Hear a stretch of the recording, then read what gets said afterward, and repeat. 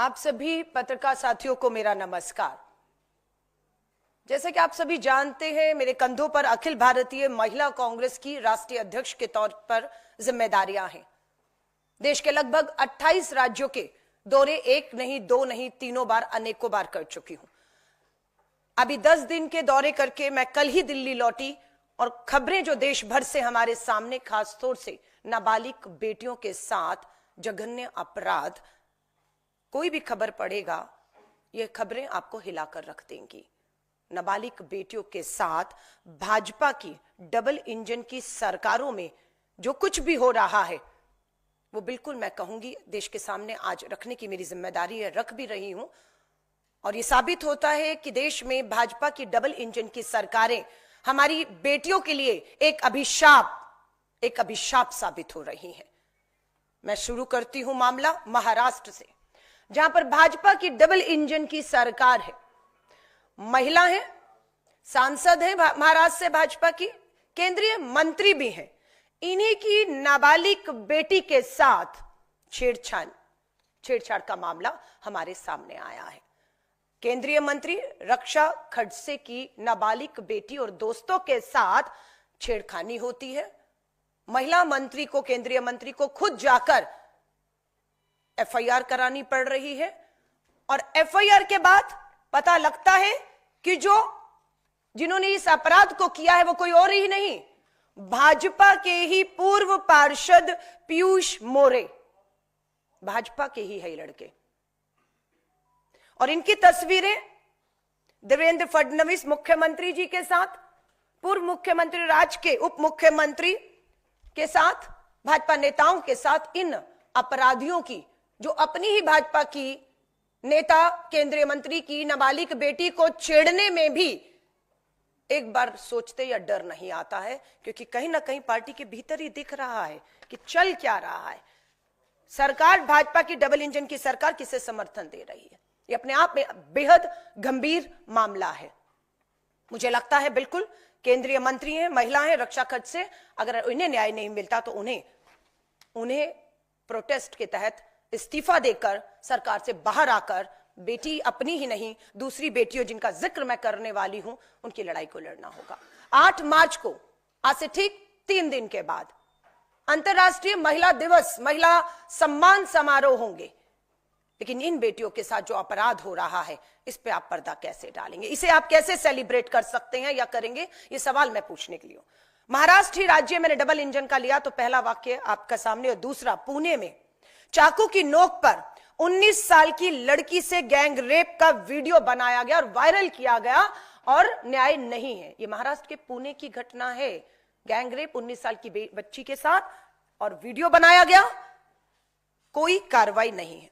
आइए दूसरा राज्य, भाजपा शासित देश के प्रधानमंत्री के गुजरात राज्य लेकर चलती हूं।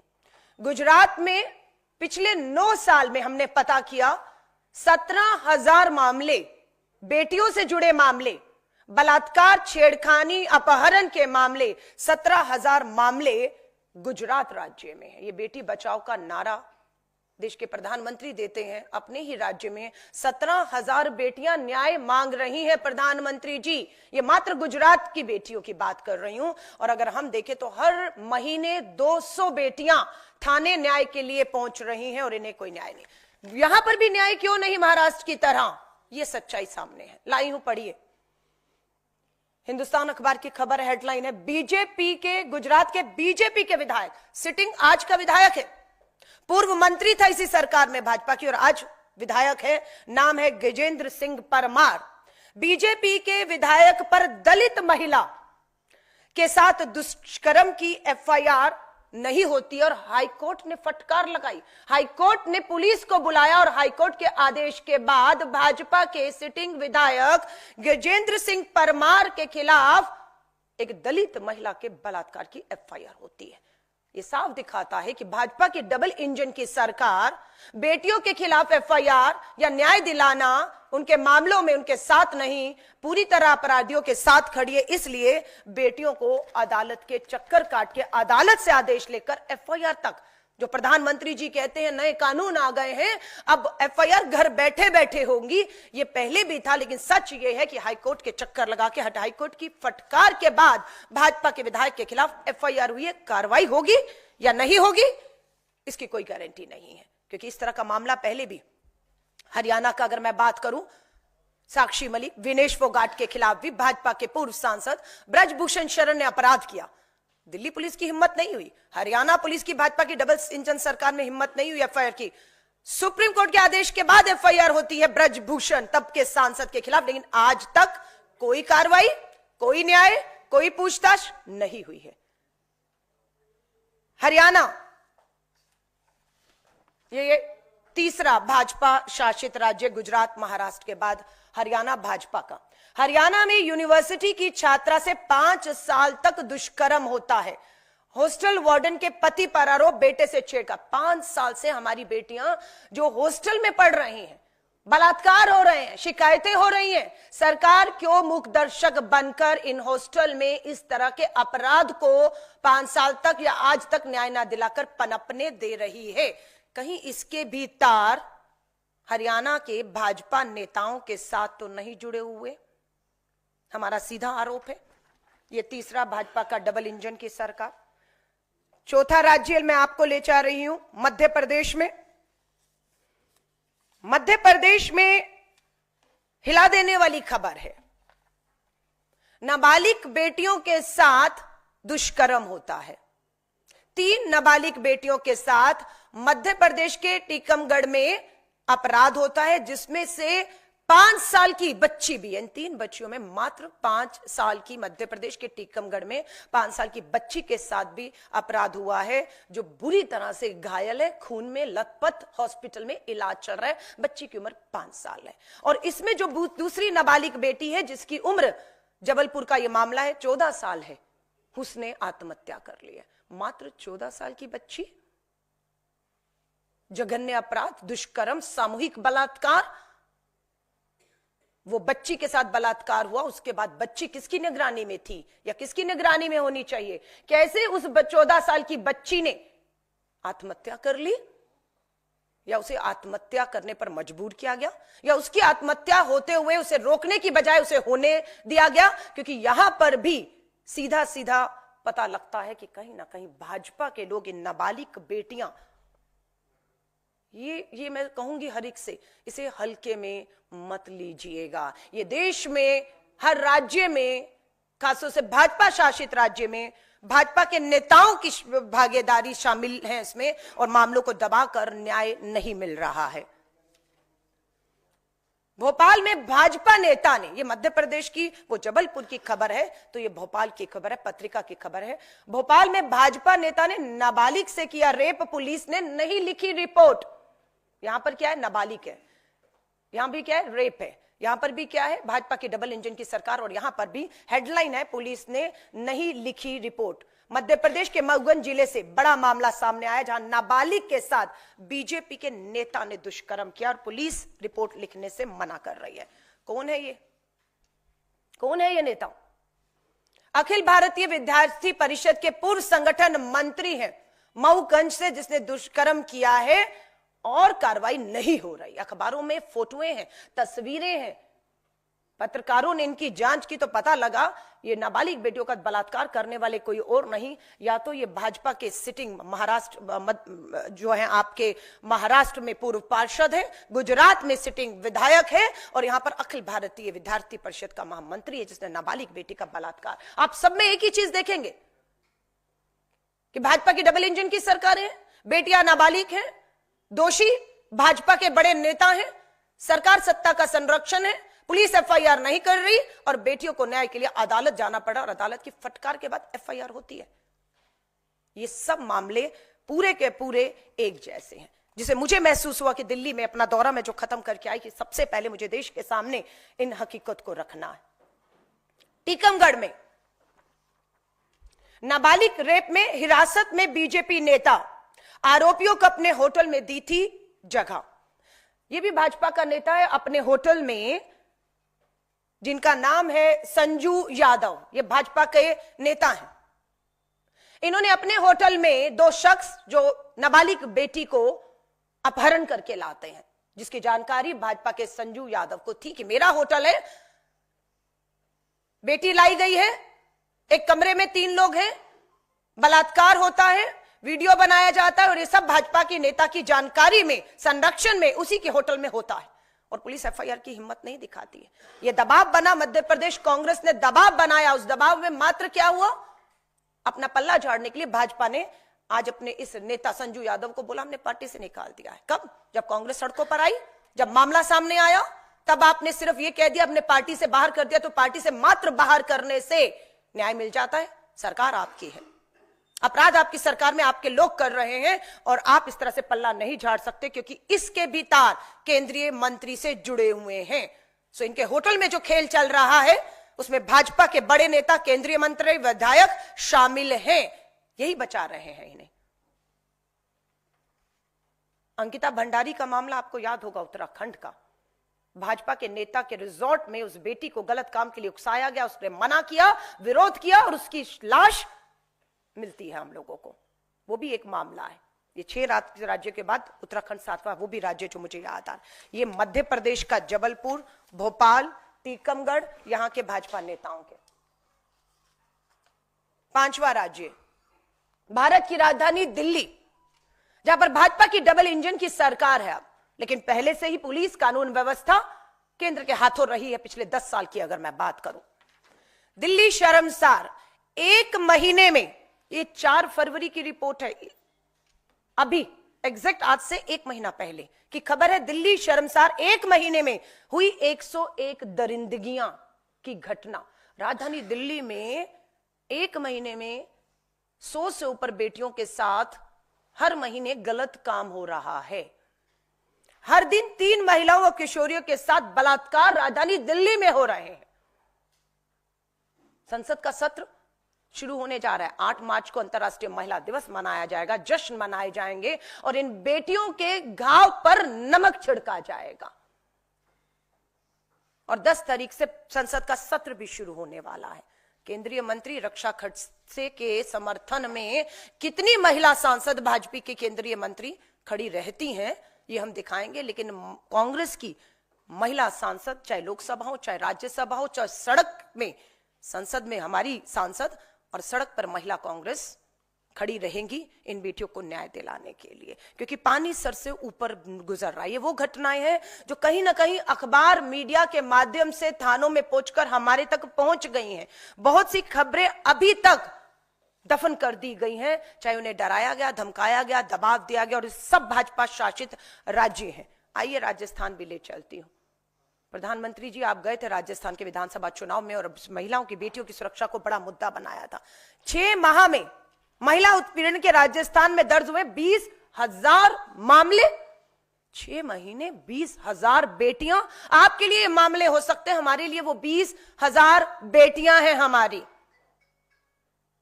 आप कहेंगे हमने देखो मामले दर्ज किए, एहसान नहीं कर रहे मामले दर्ज करके। आपका फेल्योर है कि 20,000 बेटियां दुष्कर्म, छेड़खानी की शिकार हो रही हैं और आपकी सरकार अपराधियों में किसी भी तरह का डर, खौफ पैदा करने में विफल और नाकामयाब हो रही है, क्योंकि आप सजाएं देने में फेल हो रहे हैं। राजस्थान पत्रिका 6 माह में महिला उत्पीड़न के राजस्थान में 20,000 महिलाओं के साथ छेड़खानी। मोदी शाह अब चुप क्यों हैं? आइए एक और आपको दिखाती हूं। यह आसान नहीं है मेरे लिए दिखाना। महिला हूं, मां हूं और बेटी की उम्र यहां पर मात्र 4 साल है। खबर हेडलाइन है, राजस्थान, बच्ची के साथ 4 साल की बच्ची के साथ दुष्कर्म किया गया। छाती पर ब्लड से, बेटी की छाती पर ब्लड से आई लव यू लिखा दरिंदे ने। इसके बाद भी खौफ नहीं, डर नहीं, सजाएं नहीं। मुझे लगता है कि जितना दोष, जितनी कड़ी सजाएं हम इन अपराधियों के लिए मांग रहे हैं, उतनी ही बड़ी दोषी, गुनाहगार और सजा जो जिम्मेदार हैं इन अपराधों को रोकने में और नहीं हो रहे हैं, उन्हें भी उतनी ही बड़ी सजा मिलनी चाहिए। चाहे वो कोई भी मंत्री है, विधायक है, पुलिस है, प्रशासन है, अगर उनका फेल्यूर है तो उन्हें भी अपने पद से, अपनी नौकरी से, अपनी जिम्मेदारी से तुरंत मुक्त करना चाहिए और उन्हें सजा मिलनी चाहिए, क्योंकि उनके फेल्यूर की वजह से ये घटनाएं जो हैं पूरे देश भर में। मैं भी बिहार राज्य का दौरा 7 दिन बिहार का दौरा कर कर आई हूं। बिहार में भी हालत बहुत बेहतर इन राज्यों से नहीं है, लेकिन भाजपा के डबल इंजन की सरकारों में इतना दबाव पुलिस प्रशासन पर है, इवन मीडिया के दबाव के बावजूद आप सोचिए कि खबरें नहीं बाहर निकलें, दबाने की कोशिश के बावजूद मैं देखती हूं फिर भी हर अखबार भाजपा शासित इन राज्यों की इन महिलाओं, नाबालिग बेटियों के बलात्कार, हत्या, अपराध, 14 साल की बच्ची का आत्महत्या का मामला, सिर्फ सबूत नष्ट करने हैं, दोषियों को बचाना है। अखिल भारतीय महिला कांग्रेस ने ठाना है कि हम इसे हल्के में कतई नहीं लेंगे। 10 मार्च से संसद का सत्र शुरू हो रहा है। देश के प्रधानमंत्री जी बेटी बचाओ के नारों से संसद की दीवारें अंदर और बाहर गूंजने वाली हैं। हम आपको आराम और चैन से नहीं बैठने देंगे। आपकी सरकार की, केंद्र सरकार हो, भाजपा शासित डबल इंजन की सरकारों की जिम्मेदारी, जवाबदेही हम तय करेंगे। हम पूछेंगे आपसे कि क्यों इस देश में खौफ और डर अपराधियों में नहीं कम हो रहा है, क्यों आपके नेता इन्हें समर्थन दे रहे हैं और आप बेटी बचाने की बजाय इन अपराधियों को और अपने नेता जो इसमें शामिल है उसे बचाने का प्रयास पिछले 10 सालों से कर रहे हैं, और हद से बदतर हालात हमारी इस बेटियों के लिए हो रहे हैं।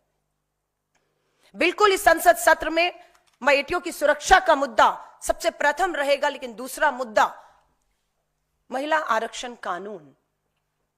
लंबे एक संघर्ष के बाद पास तो हो गया, कानून तो आ गया, पर लागू नहीं हो रहा है।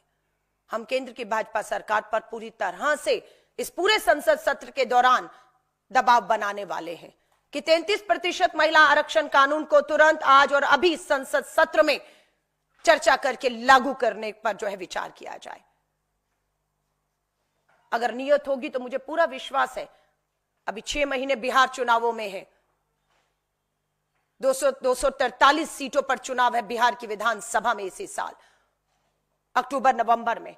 अगर नियत होगी तो आरक्षण जो पास है वो लागू भी होगा, और बिहार पहला ऐसा राज्य हो सकता है जहां पर महिला आरक्षण के तहत विधानसभा चुनाव भी हो। लेकिन सरकार की पूरी कोई नियत नहीं लग रही, और मुझे लगता है कि जब देश की विधानसभाओं में, देश की लोकसभा में इस आरक्षण के लागू होने के बाद हमारी आधी आबादी जब सदन में पहुंच जाएगी, तब इन्हें भी ये जो आधी आबादी को न्याय नहीं मिल रहा है, मुझे पूरा भरोसा है जब ये आधी आबादी सदन में पहुंचेगी तो इस आधी आबादी को खासतौर से, जिसमें हमारी नाबालिग बेटियां 4 और 5 साल की, 14 साल की शामिल हैं, उन्हें न्याय तब मिल पाएगा। क्योंकि सच तो यह कि अब न्याय नहीं मिल पा रहा है, क्योंकि महिलाओं की भागीदारी विधानसभा और लोकसभाओं में ना के बराबर है, और जो आवाजें हैं वो सुनाई नहीं दे रही हैं, वो नाकाफी है। इसलिए इन दोनों चीजों को लेकर महिला सुरक्षा प्रथम पर रहेगा, और आरक्षण को लेकर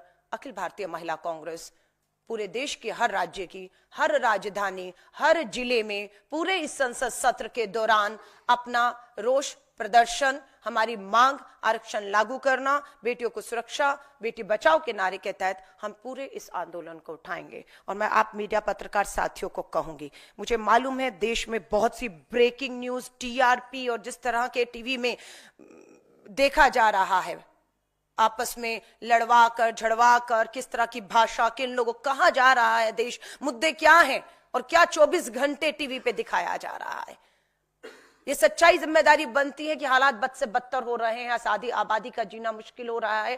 प्लीज मैं आपसे हाथ जोड़कर कहूंगी इसकी संवेदनशीलता इन मामलों की, क्योंकि राष्ट्रीय अध्यक्ष बने हुए मुझे 1 साल का समय हुआ, और 1 साल में मैंने देश के दौरे किया और अभी 10 दिन के दौरे करके लौटी हूं, बैठा नहीं गया। और आपके सामने इस संवेदनशील मामले को, बेटियों से, आदि आबादी से जुड़े मामलों को लेकर आपसे भी हाथ जोड़कर मीडिया से गुहार करूंगी, बनिए इनकी आवाज, लाइए अपने मुद्दों को, जो हाशिए पर ये मुद्दे हैं, इन्हें भी केंद्र में लाकर प्राथमिकताओं में अपनी, मैं मीडिया से हाथ जोड़कर कहूंगी, शामिल करिए, क्योंकि हालात बद से बदतर हैं।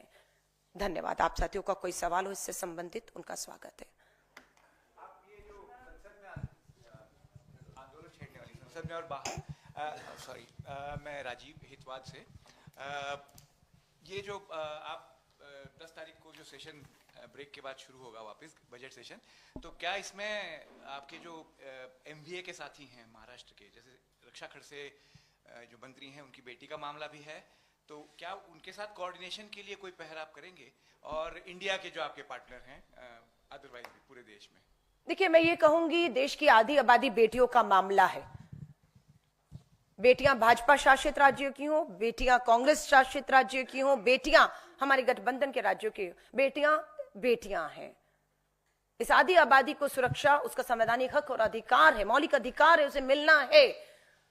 मैंने अगर इनका मामला उठाया है तो ये दिखाता है कि कहां तक पहुंच चुके हैं, डर कहां तक खत्म हो चुका है कि महिला है, भाजपा शासित राज्य की महिला है, नेता है, सांसद है, केंद्रीय मंत्री है, और कोई आम शख्स नहीं है जो उसकी नाबालिग बेटी के साथ छेड़छाड़ कर रहा है। भाजपा का ही पार्षद है, पूर्व पार्षद, जिसके साथ फोटोएं हैं।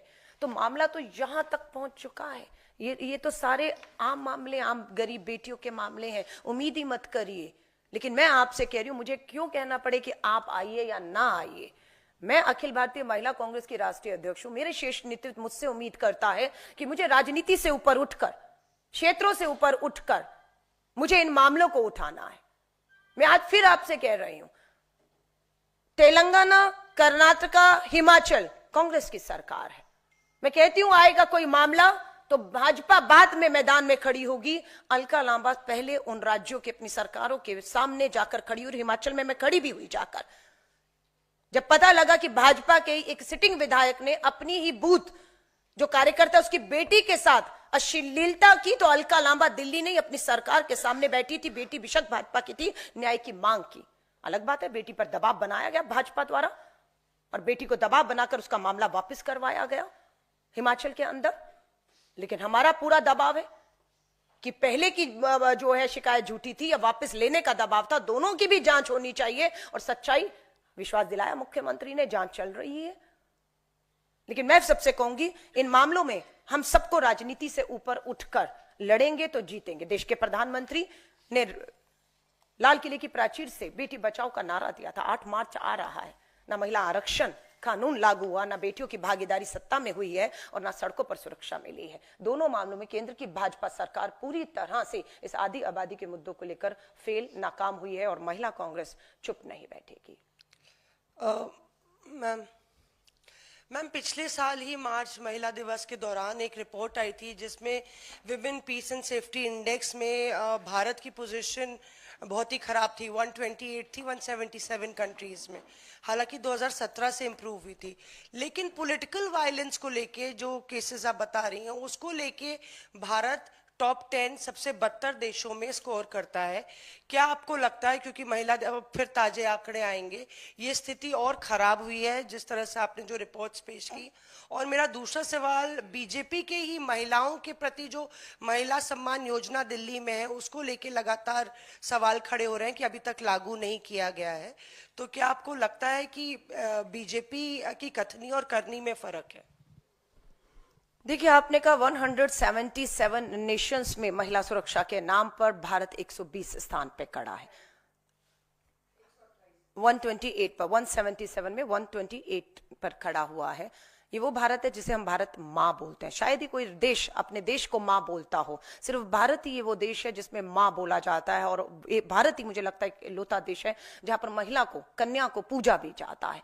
उस देश की अगर स्थिति ऐसी हो तो स्वाभाविक है हमारी कथनियों में, हमारी करनियों में, हमारे व्यवहार में बहुत बड़ी खाई और गहरापन है। और उसके लिए दोषी कोई और नहीं, पूरी की पूरा व्यवस्था उसके लिए दोषी है, जिसमें सरकार को भी, पुलिस को, प्रशासन को, कानूनों को, हर तरीके को मैं जिम्मेदार। अगर हम चुप भी रहते हैं, आज हम सत्ता में नहीं है, पर अखिल भारतीय महिला कांग्रेस की राष्ट्रीय अध्यक्ष होने के नाते अगर मैं चुप रहूं तो मैं भी उतनी ही बड़ी दोषी और अपराधी, गुनाहगार बन जाऊंगी, क्योंकि मैंने अपना धर्म, अपना फर्ज इस पद पर बैठकर नहीं निभाया। मैं उनकी आवाज नहीं बनी जिनकी आवाज बनना हमें था।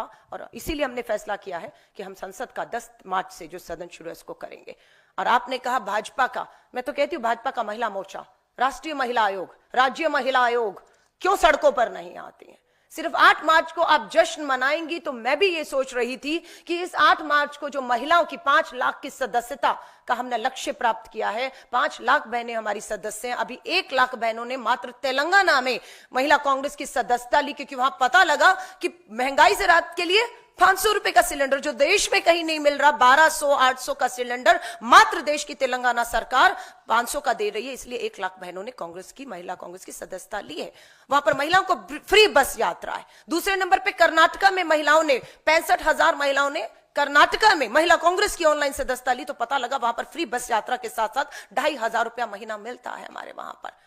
अगर आपने दिल्ली की बात की तो बिल्कुल प्रधानमंत्री नरेंद्र मोदी जी का भाषण दिल्ली विधानसभा चुनाव में हमने सुना है। 8 मार्च को अंतर्राष्ट्रीय महिला दिवस का दिन होगा, पहली कैबिनेट की बैठक होगी, पहला फैसला 2,500 पर होगा। पहली कैबिनेट की फैसला मीटिंग हो गई, लेकिन महिलाओं को, दिल्ली की महिलाओं को यह आर्थिक जो सहायता की बात थी उस पर मोहर नहीं लगी है। अब 8 मार्च भी आ रहा है, बिना कैबिनेट की सहमति के, बिना बजट एलोकेट किए हुए, क्या 8 मार्च को मात्र प्रधानमंत्री जी के एक चुनावी भाषण के दम पर यह 2,500 8 मार्च को बैंकों में डाला जा सकता है? जो मुझे तो नहीं लगता कि हो सकता है, सिर्फ एक चुनावी घोषणा के दम पर, जब तक आप कैबिनेट और बजट का प्रावधान नहीं करेंगे। अब ये 8 तारीख को हम देखेंगे और उसके बाद करके मध्य प्रदेश के ही एक नेता को, आपने उनके मंत्री को सुना, कोई बड़ी बात नहीं है, 2,500 नहीं दे पा रहे अपने राज्यों में। महाराष्ट्र में भी हमने देखा और कहा जा रहा है कि भीख मांगने की आदत हो गई है। ये शब्द भाजपा के मंत्री ने मध्य प्रदेश में बोला कि भीख मांगने की आदत हो गई है। हार लाते हो तो साथ में एक अर्जी भी ले आते हो, ये भीख मांगना बंद करो। हाँ, वोटों की भीख मांगते हैं, तब समझ नहीं आता कि आप झूठ बोलकर उन्हें गारंटियों का लालच देकर फंसा रहे हैं और बाद में आप इस तरह से करेंगे। मैंने महाराष्ट्र की पूरी रिपोर्ट को पढ़ा है। लाडकी बहना योजना में महाराष्ट्र में जो पैसा देना था वो चुनाव में से पहले कैबिनेट मीटिंग में फैसला किया गया, हम देंगे, और चुनाव आ रहे थे, 2 महीने की किश्त चुनाव से पहले दे दी गई। लेकिन चुनाव के परिणाम आने के बाद 3 महीने से बहनों को 1,500 रुपए की किश्त महाराष्ट्र में नहीं दी जा रही। मैंने वहां पर भी महिलाओं से बात की तो यहां तक पता लगा, अरे आप किश्त की तो बात छोड़ दीजिए, हमें डराया और धमकाया जा रहा है। हमें यह कहा जा रहा है कि आपकी जांच हो रही है, आपने गलत पैसा तो नहीं ले लिया। अरे आपने चुनाव से पहले एप्लीकेशंस दी, लोगों ने, महिलाओं ने एप्लीकेशन भर दी, आपने खाते में बिना एप्लीकेशन जांच के पैसा डाल दिया। आज उन पे कार्रवाई हो रही है कि पैसा लौटाइए। देने की बजाय महाराष्ट्र की सरकार भाजपा की कह रही है पैसा लौटाइए, नहीं तो आपके ऊपर कानूनी कार्रवाई होगी। महिलाएं डरी हुई हैं, उनको पहले नहीं बताया गया महाराष्ट्र सरकार ने। मेरी बहनों से लगातार बात हो रही है, मैं महाराष्ट्र भी जाने वाली हूं, उन सभी करोड़ों बहनों से मिलने वाली हूं। पहले नहीं बताया गया था जब फॉर्म भराया गया कि आपकी सालाना इनकम 2 लाख से ऊपर हुई तो नहीं मिलेगा, नहीं बताया गया। महिलाओं ने भर दिया, आपने बिना जांच के उनकी एप्लीकेशन स्वीकार भी की, पैसा भी आप ही ने डाला। ये नहीं कहा गया था कि आपके पास 4 व्हीलर जो है वो होगा तो आपको नहीं मिलेगा। सेकेंड हैंड गाड़ी 60-70 हजार रुपए की मारुति किसी ने खरीदी हुई है, 4 व्हीलर है उसके पास, उस महिला ने भी भर दिया है। अब उसमें कि पुरानी कोई योजना का लाभ तो नहीं ले रहे सरकारी, अब उसने कहा मेरे घर तो राशन आ रहा है। अब ये सरकारी योजना में है या नहीं है? अब इसके साथ में वो 1,500 अप्लाई कर दिया मेरा, अब वो डरी हुई है, उसको बताने वाला कोई नहीं। तो ये जो खेल चल रहा है कि पहले वोट से पहले अब लाडकी बहना, महिला, बेटी सब पर बात करेंगे और चुनाव वोट जीतने के बाद आप उन महिलाओं को डराएंगे, धमकाएंगे, पैसा वापस ना देने पर कानूनी कार्रवाई करेंगे। ये महाराष्ट्र में हो रहा है और हम महिला कांग्रेस इसे छोड़ेगी नहीं। उसके लिए अलका लांबा, महिला कांग्रेस राष्ट्रीय अध्यक्ष, कांग्रेस को, मेरी महिला कांग्रेस की 5 लाख देश में सदस्यों को कोई भी कीमत चुकानी होगी, हम उस कीमत को चुकाने के लिए तैयार हैं। लेकिन इस लड़ाई को हम सदन से लेकर सड़क तक पूरी ताकत, पूरी मजबूती के साथ, बिना रुके, बिना डरे, आपकी जेल की सलाखों के पीछे भी मत डालिए मुकदमे। अभी हमने एक प्रोटेस्ट किया था जंतर मंतर पर, सुरक्षा, आरक्षण और महंगाई को लेकर। हमारी कितनी बहनों पर एफआईआर हुई, रोज थाने बुलाया जाता है, मामले कोर्ट में डाल दिए गए, वकील देने पड़ रहे हैं, लेकिन हम डरने वाले नहीं हैं। हम भी ये देखेंगे कि कितने मामले आप हम पर दर्ज करते हैं। 5 लाख की 5 लाख सदस्य बहनों पर भी मामला दर्ज होता है तो ये हमारे लिए एक सम्मान की बात होगी और मेडल होगा हमारे गले में। वो एफआईआर हम डाल के घूमेंगे, आप करिए हमारी एफआईआर। लेकिन महिला कांग्रेस चुप नहीं बैठेगी। हमारे राष्ट्रीय अध्यक्ष मल्लिकार्जुन खड़गे साहब, श्री राहुल गांधी जी, पूर्व कांग्रेस अध्यक्ष, सांसद, नेता विपक्ष हैं लोकसभा में। प्रियंका गांधी जी भी अब सांसद के तौर पर लोकसभा में बैठी हुई हैं। हमें पूरी तरह से केसी वेणुगोपाल जी सभी से पूरी तरह से निर्देश है, ताकत है, और कहा गया कि महिला कांग्रेस को किसी भी तरह की कोई भी ताकत, समर्थन, सपोर्ट, किसी भी तरह का कोई कानूनी मदद चाहिए होगी, अखिल भारतीय कांग्रेस कमेटी महिला कांग्रेस के साथ, हर कार्यकर्ता के साथ ताकत बन के खड़ी है। इसके लिए मैं अखिल भारतीय कांग्रेस कमेटी के शीर्ष नेतृत्व का तहे दिल से धन्यवाद भी करती हूं कि वो हमारे पीछे ताकत बनकर खड़े हैं। तभी हम हिम्मत दिखाकर इस तानाशाह सरकार से लड़कर अपनी बेटियों की सुरक्षा, मान, सम्मान और इनकी भागीदारी की लड़ाई को हम आगे बढ़ा पा रहे हैं। अलका जी, आज मध्य प्रदेश के मुख्यमंत्री मोहन यादव ने कहा कि उनकी सरकार की जीरो टॉलरेंस नीति का परिणाम है कि वहां पर महिलाओं के खिलाफ अपराध में कमी आई है। वहीं आंकड़े कुछ और बयां करते हैं। मध्य प्रदेश सरकार का आंकड़ा है 75% जो महिलाओं के खिलाफ अपराध होते हैं उसमें अपराधी बच निकलते हैं। उसमें सबसे बड़ी वजह यह होती है कि उन महिलाओं पर दबाव डालकर उनका बयान बदलवाया जाता है।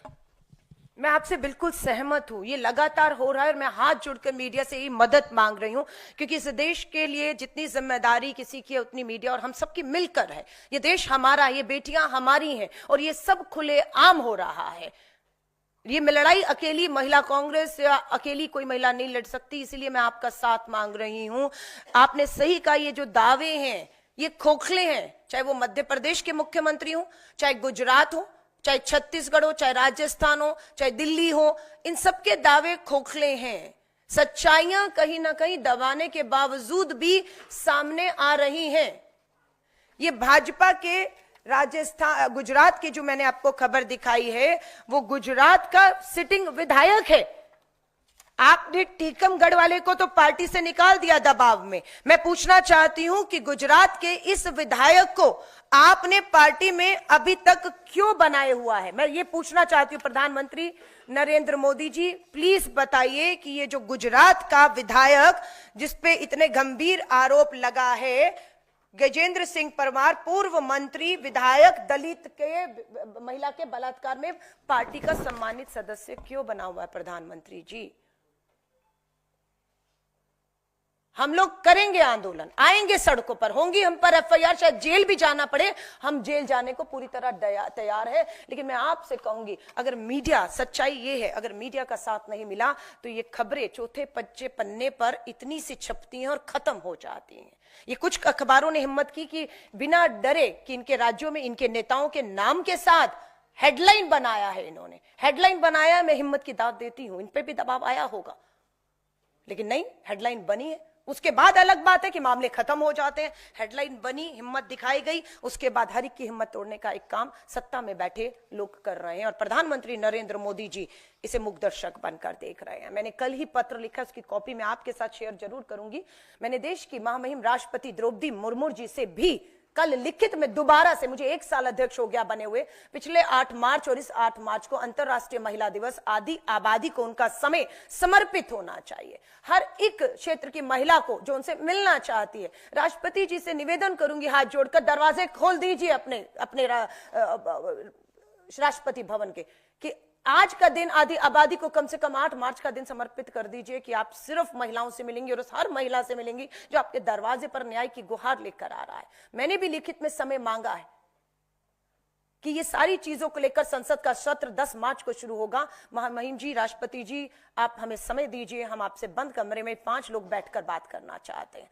मात्र 5 महिलाओं का डेलीगेशन जो अलग अलग राज्यों में दौरे करके इन सभी चीजों से रिपोर्ट लेकर, जो हमारी पीड़िताओं से बात हुई, इनके परिवारों से बात हुई है, वो न्याय की गुहार लगा रहे हैं। और मैं उम्मीद करती हूं कि अगर आप 8 मार्च का दिन पूरा मीडिया भी अपने हर पन्ना, हर अखबार ये लाखों करोड़ों मामलों को समर्पित अगर करेगा, तो मुझे है कि इन बेटियों को, नाबालिग बेटियों को, उनके परिवार जो अदालतों के चक्कर काट रहे हैं, उनकी भी हिम्मत बढ़ाने का काम, चाहे इलेक्ट्रॉनिक मीडिया हो, चाहे प्रिंट मीडिया हो, चाहे डिजिटल मीडिया हो, मुझे लगता है इस आधी आबादी को आवाज की जरूरत है और उसकी अपनी आवाज कहीं ना कहीं सुनी नहीं जा रही। इसलिए मैं आपको उस आवाजों में शामिल होने के लिए आमंत्रित भी करती हूँ। धन्यवाद।